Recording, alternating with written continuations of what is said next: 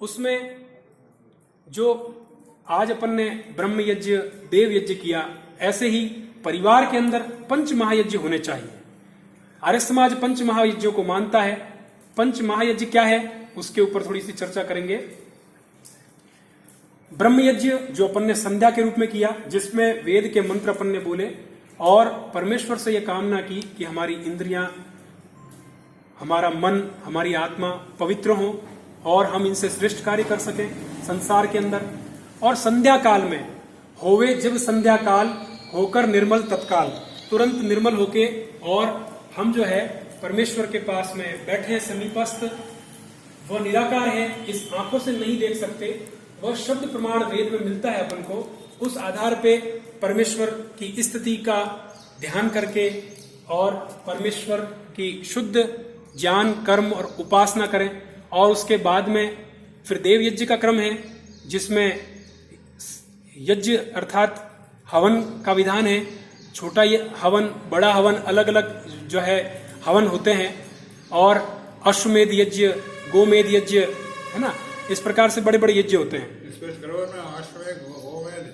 उसमें घोड़े और गाय की बलि नहीं दी जाती थी, ये उसका अनर्थ किया, मध्यकाल में बहुत अनर्थ हुआ। अश्वमेध यज्ञ जो है वो राजा करते थे। जैसे अगर भारत सरकार कोई बड़ा कार्य कर रही है जो लाखों करोड़ों लोगों का उसमें भला हो रहा हो, तो वो एक अश्वमेध यज्ञ है। उसको हवन का स्वरूप दे सकते हैं। पहले आपने देखा होगा कि अश्वमेध यज्ञ किया था राजा रामचंद्र जी ने। और जो है साथ में ही गोमेध यज्ञ, जो बड़े बड़े पुण्य के कार्य है उनको गोमेध यज्ञ का जो है क्रम दिया गया।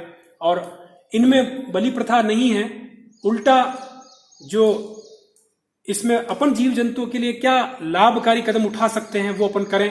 जितने भी जीव जंतु है, चींटी से लगाकर हाथी पर्यंत, उन सब के लिए।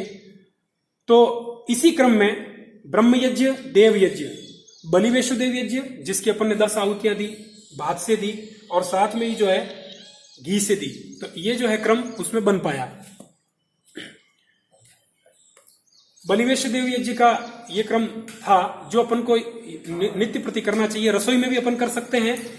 रसोई में माताएं करती है, जब रोटी बनाती है तो पहली रोटी गाय के लिए, कुत्ते के लिए, पकोड़े बनाते हैं, हलवा बनाते हैं अलग अलग ऋतुओं के अंदर, तो इन जीव जंतुओं को देते हैं। चींटी के लिए अपन निकालते हैं, कोई शनिवार को करता है, कोई बुधवार को करता है, कोई रविवार, अलग अलग अलग अलग।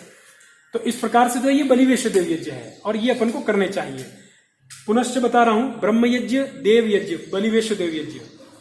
पितृ यज्ञ, माता पिता की सेवा, उनके आज्ञा में चलना, उनकी सेवा शुश्रूषा करना, उनके कोई कमी नहीं हो, उनको दुख नहीं हो, वैसी व्यवस्था करना कि सुख के अंदर उनका जो जीवन व्यतीत हो, तो वो पितृ यज्ञ है। उसके बाद में अतिथि यज्ञ, कोई भी याचक या बगैर तिथि के अतिथि आया है या तिथि के सहित अतिथि आया है, तो उसको बैठाना, पानी पूछना, कैसे आए हैं, और जैसा यथा योग्य उसका स्वागत सत्कार करना, और जल है, भोजन है, जैसा भी कुछ क्रम बने, जैसा अपना सामर्थ्य हो उस अनुसार करना। ब्रह्म यज्ञ, देव यज्ञ, बलिवेश देव यज्ञ, पितृ यज्ञ, अतिथि यज्ञ, तो ये जो है वो पंच महायज्ञ अपन ने जो है इस चर्चा में जो है डिस्कस किए। और ये प्रत्येक सदगृहस्थ को करने चाहिए। कौन कितने प्रतिशत कर रहा है ये एक प्रश्न है, और कौन कितना अधिक कर पा रहा है ये एक विशेष प्रश्न है। प्रयास करें कि जितना हो सके अपन अधिक से अधिक करें। जीवन काल यही है, ये समय परमात्मा ने दिया है, ये सारे जो है साधारण और निमित्त कारण परमात्मा ने दिया है। अपन उपादान कारण करके और अच्छे से अच्छे जो है कार्यों को करें अपने जीवन के अंदर, जिससे परिवार के अंदर अपनी सुख की स्थापना हो सके, धर्म के कार्य होते रहें, धर्म की मर्यादा को अपन बनाए रखें और संगठित रहें, दान करते रहें। क्योंकि यज्ञ का ही जो अर्थ है वो दान और संगतिकरण भी है, परोपकार भी है। तो इस प्रकार के कार्य अपन करते रहें। आज एक अच्छा उपलक्ष्य था कि आर्यवीर के माध्यम से दिलीप जी से कल चर्चा हुई और उन्होंने ये जो है अनुष्ठान करने का निश्चय किया।